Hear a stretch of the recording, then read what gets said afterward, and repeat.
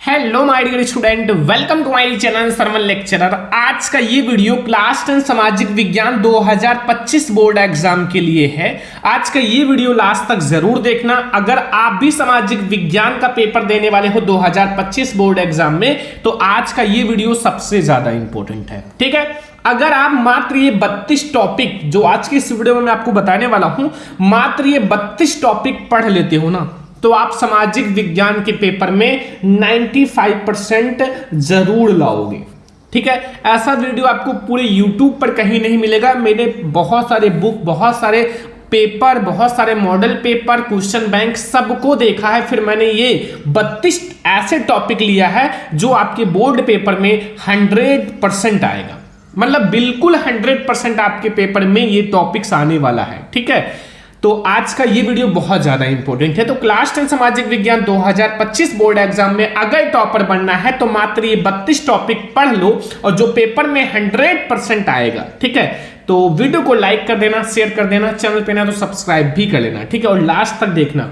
अब बहुत सारे स्टूडेंट पूछते हैं सर सामाजिक विज्ञान का पेपर कैसा आएगा, तो इसी वीडियो में मैं आपको बताऊंगा कि आपका जो सामाजिक विज्ञान है उसका पेपर कैसा आएगा। ठीक है, वो इसी वीडियो में मैं आपको पेपर भी दिखाऊंगा 2025 बोर्ड एग्जाम का। सरल आएगा या कठिन, ये भी मैं आपको अभी बताऊंगा कि आपका पेपर जो है वो सरल आएगा या कठिन आएगा। ठीक है, क्या क्या पढ़ना है, क्या क्या पढ़ें, वो भी मैं आपको बताऊंगा। सामाजिक विज्ञान में आप क्या क्या पढ़ो ताकि आप 95% ला सको। ठीक है, ये बहुत ज्यादा इंपॉर्टेंट वीडियो है सामाजिक विज्ञान के लिए। अगर आपको सामाजिक विज्ञान याद नहीं हो रहा है, ठीक है, तो भी इस वीडियो को देखने के बाद आप याद करने की ट्रिक भी बता दूंगा।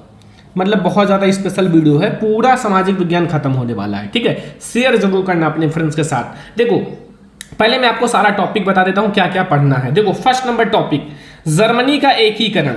देखो, आपके पहले ही चैप्टर में सबसे ज्यादा इंपॉर्टेंट टॉपिक है जर्मनी का एकीकरण। ठीक है, जो जर्मनी का एकीकरण हुआ था ये बहुत ज्यादा इंपॉर्टेंट टॉपिक है और आपको पढ़ लेना है। ठीक है, मैंने पढ़ा भी रखा है और अभी मैं आपको लास्ट में इन पूरे का सॉल्यूशन का पीडीएफ दे दूंगा। कैसे लेना है वो अभी मैं आपको बताऊंगा। फ्री है, बिल्कुल फ्री है। ठीक है, तो ध्यान से देखो, मैं आपको अभी बताऊंगा। बट पहले आप ये समझ लो हमें क्या क्या पढ़ना है। एक नोट बना लो और उस नोट में ये सारा टॉपिक लिख लो। आपसे रिक्वेस्ट है हाथ जोड़कर कि ये टॉपिक आपको पढ़ना है। ठीक है, सेकंड नंबर टॉपिक है 1789 फ्रांसीसी क्रांति का कारण तथा प्रभाव। ये भी बहुत ज्यादा इंपॉर्टेंट है भाई। 1789 की जो फ्रांसीसी क्रांति है ये बोर्ड एग्जाम के लिए वेरी इंपॉर्टेंट है। ठीक है, तो ये भी तैयार कर लो। 1789 की फ्रांसीसी क्रांति का कारण भी बताना है और प्रभाव भी लिखना है।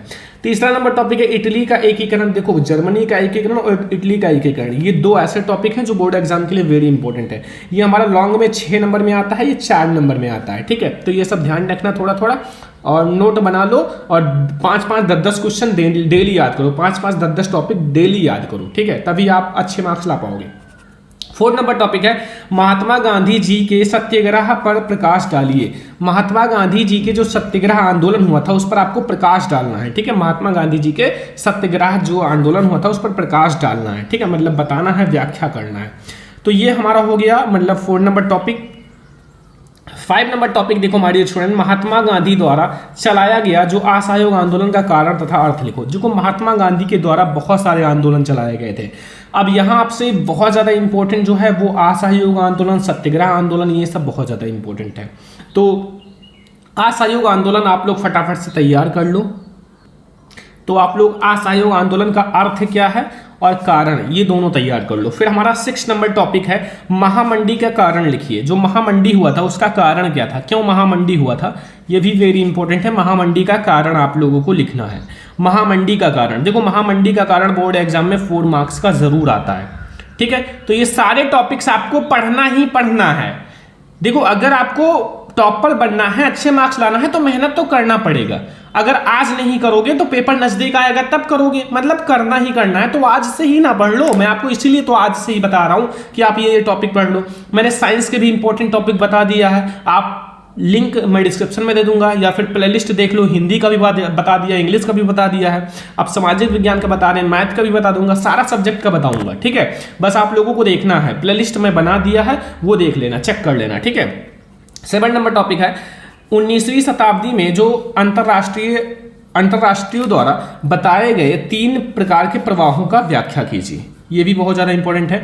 3 प्रकार के प्रवाह बताए गए थे अंतरराष्ट्रीयों के द्वारा, वो आपको बताना है, ठीक है। तो ये हमारा 7 नंबर टॉपिक है। 8 नंबर टॉपिक है ब्रिटेन वुड्स संस्थान समझौता। एक हुआ था ब्रिटेन वुड्स संस्थान समझौता, ये भी बहुत ज़्यादा इंपॉर्टेंट है। ब्रिटेन वुड्स संस्थान समझौता भी आपके बोर्ड एग्जाम के लिए वेरी इंपॉर्टेंट है, तो ये भी आप लोग तैयार कर लेना। और जो मैं आपको टॉपिक बता रहा हूँ वो सारा आपको पढ़ना ही पढ़ना है, मतलब बिल्कुल दिमाग में बैठा लो, ठीक है। इतनी मोटी बुक होती है, उसमें से मैंने आपको केवल 32 टॉपिक दिया है। कितना मेहनत किया है, कितना दिन रिसर्च किया है, ये आप सोच नहीं सकते हो, ठीक है। तो इसलिए आप लोग अच्छे से तैयारी करो, ठीक है। अपने माता पिता के नाम को आगे ले जाओ, साथ में हमारे भी नाम करो, ताकि मैं आप लोगों को इतना अच्छे से पढ़ा रहा हूँ, ठीक है। 9 नंबर टॉपिक है पहाड़ी क्षेत्रों में मृदा अपरदन तथा रोकथाम। पहाड़ी क्षेत्रों में जो मृदा अपरदन है तथा उनकी रोकथाम आपको बताना है, तो बहुत ज्यादा इंपॉर्टेंट टॉपिक है। अगला 10 नंबर टॉपिक है जैव तथा अजैव संसाधन। बहुत ज्यादा इंपॉर्टेंट है जैव तथा अजैव संसाधन, एक ना एक तो बोर्ड एग्जाम में आता ही है, जैव तथा अजैव संसाधन, या फिर एग्जाम्पल ऑब्जेक्टिव में आ जाता है। यहीं से आपकी ऑब्जेक्टिव लॉन्ग शॉर्ट सब कुछ बनेगा, बिल्कुल क्लियर है। तो आप लोग जल्दी जल्दी पढ़ाई करो, जो मैं आपको बता रहा हूँ, देर मत करना।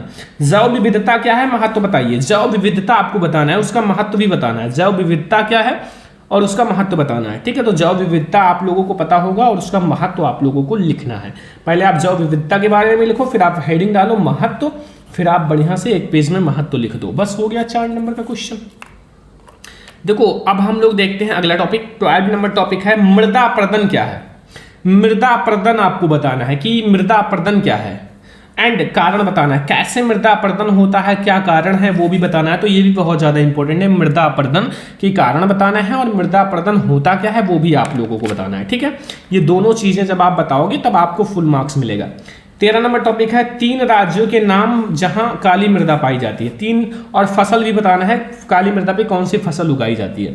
तो 3 ऐसे राज्य बताना है, 3 राज्य, ज्यादा नहीं 3 ही तैयार करना है आपको, 3-4 तैयार कर लो। तो 3 ऐसे राज्य का नाम बताना है जहां काली मृदा पाई जाती है, साथ में उसमें कौन कौन सी फसल उगाई जाती है। तो अभी हम लोगों ने 13 टॉपिक देख लिया है, अब हम लोग चलते हैं 14 नंबर टॉपिक।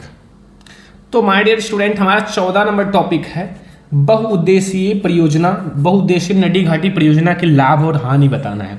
बहुउद्देशीय नदी घाटी परियोजना बहुत इंपॉर्टेंट है, लॉन्ग में पूछा जाता है 6 नंबर में। बहुउद्देशीय नदी घाटी परियोजना के लाभ और हानि, ये बहुत ज़्यादा इंपॉर्टेंट है, आपको तैयार कर लेने हैं।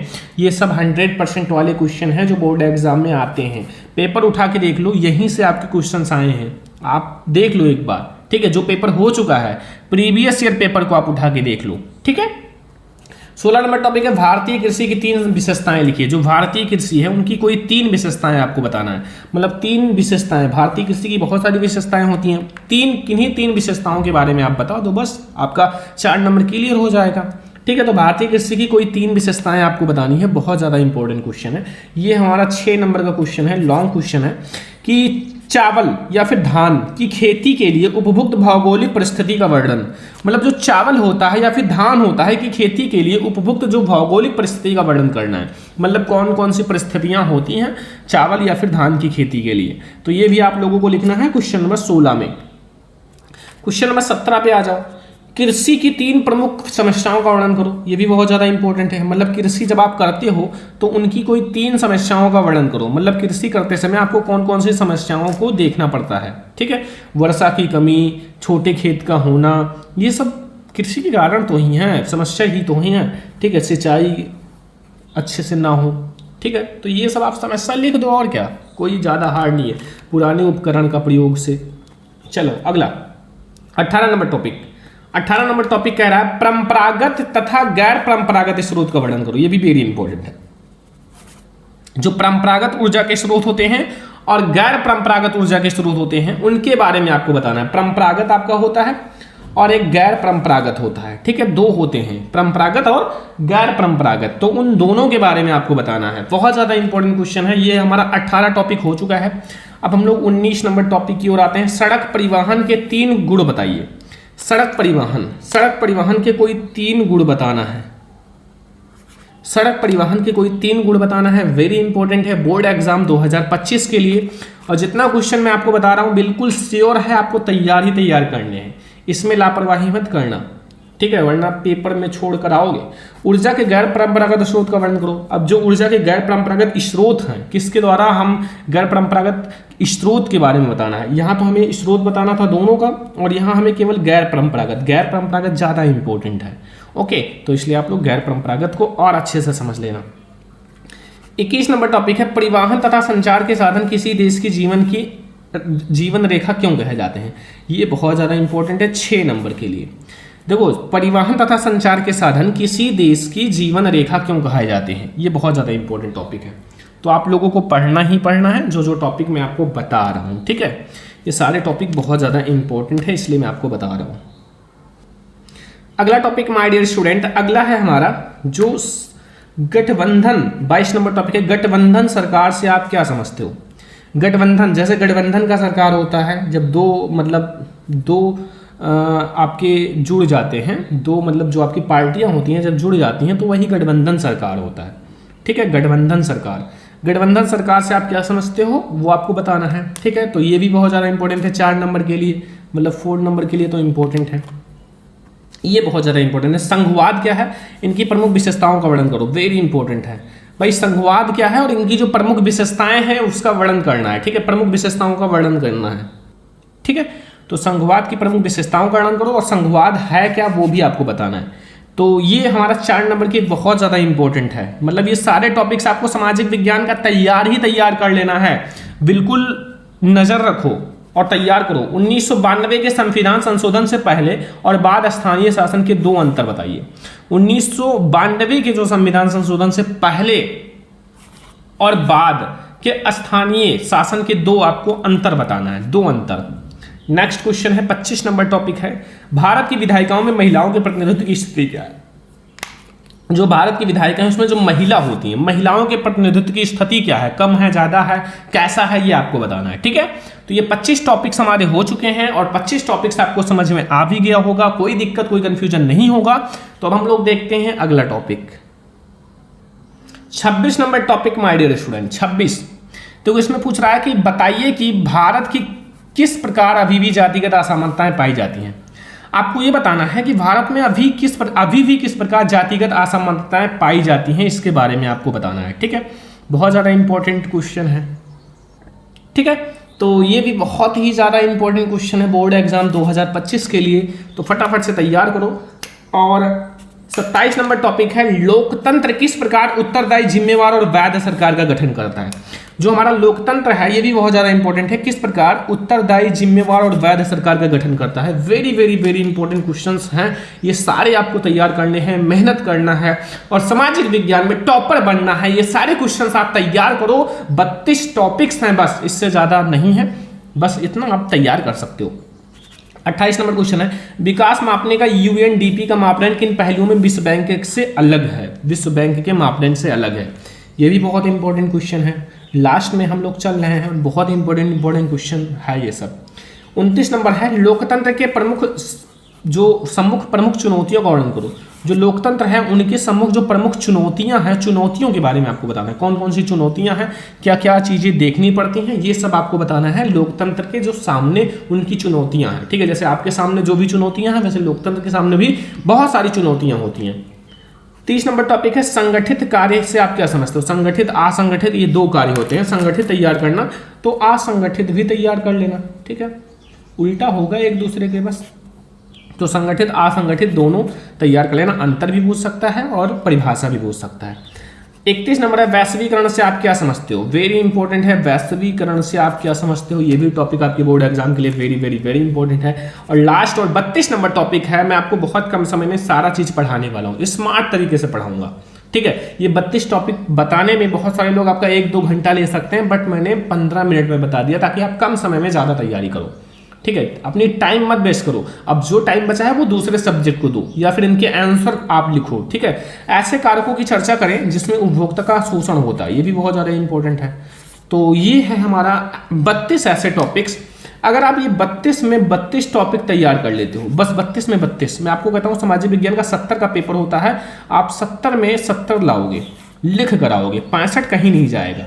ठीक है, बस ये टॉपिक्स आप फटाफट से तैयार कर लो। जो जो मैंने आपको बताया है ये सारे टॉपिक्स, ये 32 टॉपिक्स हैं सामाजिक विज्ञान के, जो आपको बिल्कुल घोल के पी लेना है, ठीक है।